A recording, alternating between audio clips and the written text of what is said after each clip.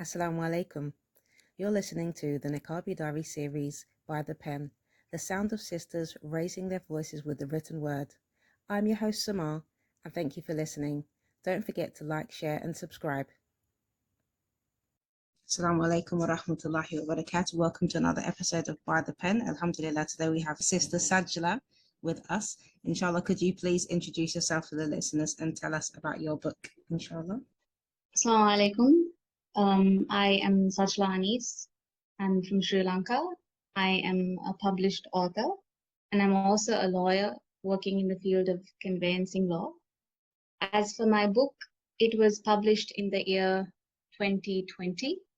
It took me about 2 years to complete the book and to find a publisher and to get everything done. Alhamdulillah. The book was nominated at the State Literary Awards in Sri Lanka for the best English novel. Alhamdulillah. I would say the book revolves around the story of a young girl based in Syria. The story takes place somewhere in the year 2015.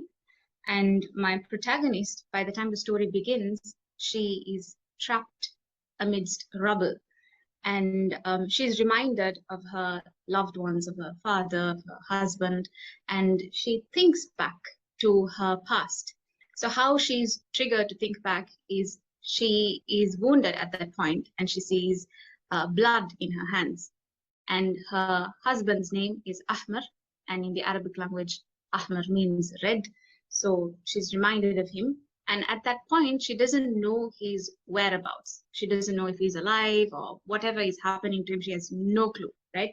And she's not been in touch with him for some time as well by that point. And then comes the flashback of how she met him and how she got married to him and how she had to. I'm trying not to give too many spoilers here, and how she had to leave wherever she was to a safer zone for her own safety. And she had to leave her husband behind. It was he who wanted her to leave as well, because he was part of the White Helmets, that is Syrian civil defense. So they work hard day and night trying to pull people out of rubble, trying to be of service to others. And she has to let go at that point. And she tries to contact her husband so many times through many ways. And it's not an easy place to be in, not knowing if your partner is alive, not knowing what is going to happen next, because this is a war zone. It's much different to the lifestyles that we have, right? So the story revolves around Noura, that is my protagonist, and how she finds comfort through faith, reminders, Islamic reminders, and also through righteous companions who help her to keep moving forward in life. So that, I would say, is a basic understanding of what my story is. Alhamdulillah. Okay, mashallah. So it's based in Syria, you said. How did you manage to come up with this idea for this story?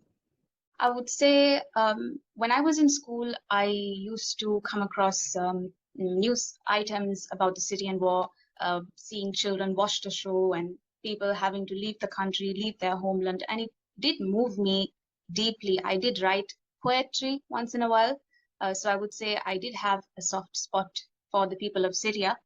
But I couldn't, when I had this idea, I couldn't really word it and put it into a poem. It was flowing more, so I had to write something longer, and that's how it turned into a book, alhamdulillah.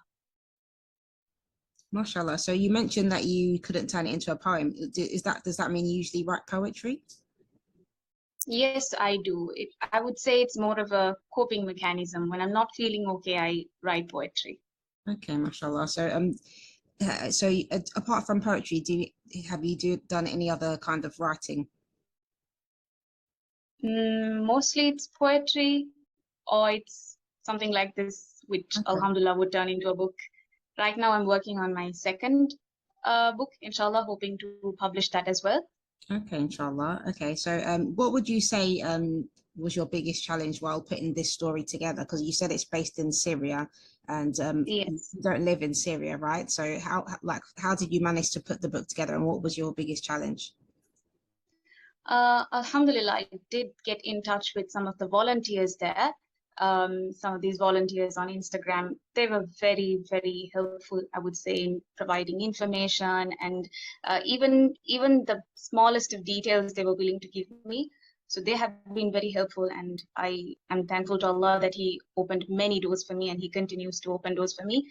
As for the biggest challenge, I would say when writing the book, in terms of research, I did struggle with having to figure out certain events when exactly they took place, having to have a safe place for my protagonist, because a lot of these places were being shelled and bombed. And does it go with my timeline? Was this place, does it come under free territory? So the research was quite tough. But personally, I would say I did struggle with a lot of negative emotions, negative thoughts as well, because when it comes to my writings, I'm very, very self-critical. I tend to have really low self-esteem, I would say, where I criticize myself so much in terms of my writings. I wouldn't be happy. I would want to keep working on it. I would tell myself it's too cringe, you have to remove it. So I struggled a lot with negative thoughts as well, I would say. That was one of my biggest challenges that I had to overcome. Okay, alhamdulillah. I think a lot of us go through that as well, definitely. But how did Mhm. you manage to overcome those issues? How did you manage to get past them? Alhamdulillah, I do have very lovely friends, I would say.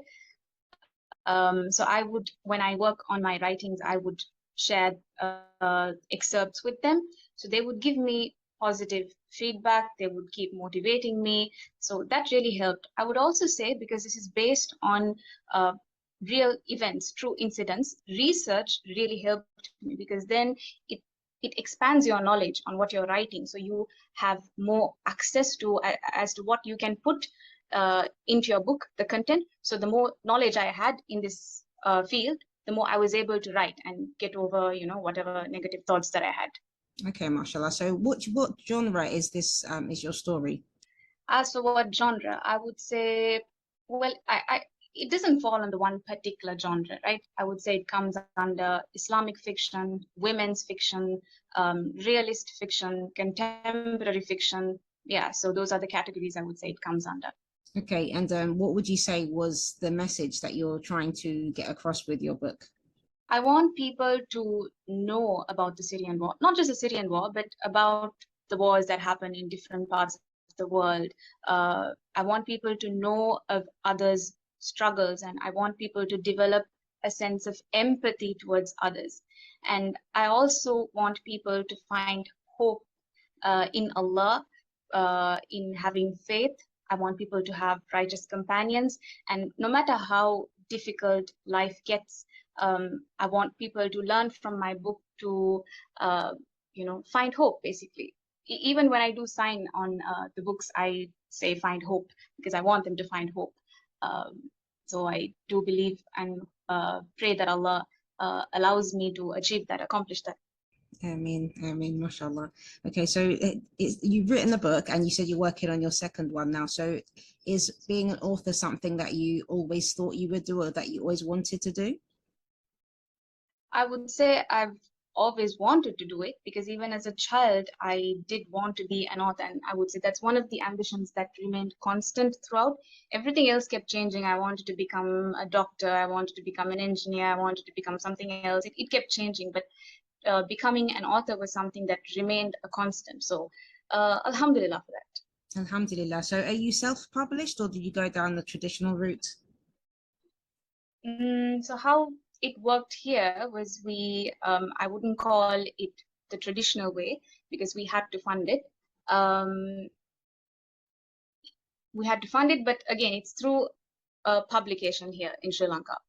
Okay, mashallah. So who would you say have been your biggest supporters while writing? My biggest supporters were my friends and my family, because my friends were those who first read whatever that I was working on.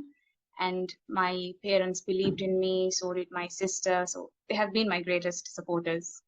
Alhamdulillah. And what advice would you give to other sisters who are in the process of writing a book, or they haven't started writing a book, but they feel that they really want to write something, but they're thinking, oh, I can't be an author. You know, they feel lack of confidence, having that kind of imposter syndrome. What would you advise them? My first advice would always be turn to Allah in dua, because dua does wonders. Sometimes you don't even realize what doors Allah is capable of opening for you. And Allah is Al-Fattah, the opener. So have a lot of confidence in the dua that you make. And you also need to work, I mean, do your part as well. It's not just the dua and just keeping quiet and sitting, right? Waiting for words to come down, yeah? So as in for you to find words, it's not going to come out of the blue. So you need to work on yourself as well. You need to do your research.